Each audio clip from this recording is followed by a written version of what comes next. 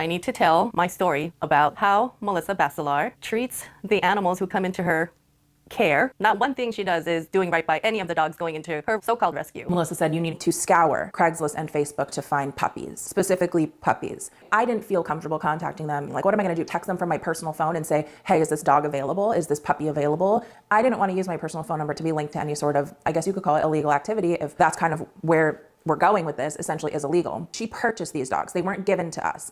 And these dogs weren't in dire need situations. They weren't in hoarding cases. They weren't dogs that were malnourished. Like, it was dogs that were bred for the purpose of being sold. And these people that were selling these dogs did not have breeders' licenses. They are what we call backyard breeders.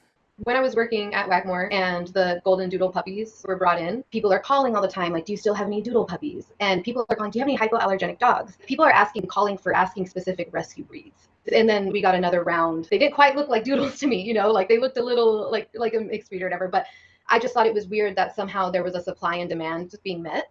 Anytime a celebrity wanted to adopt a dog or a puppy, they were very specific about what they wanted. Next day, that exact type of dog they're looking for would appear.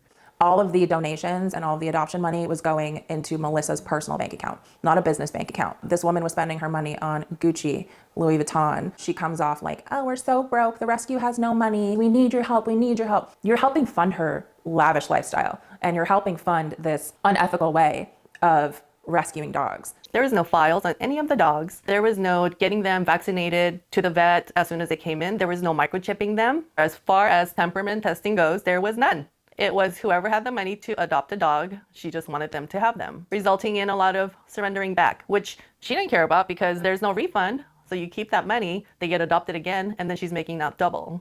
That place has just left a horrible knot in my stomach. And I think about the people like who worked there and had given everything to that company because they love the dogs. The safety, the dishonesty, the just straight up illegal practices. She's not saving dogs. She's a business making money.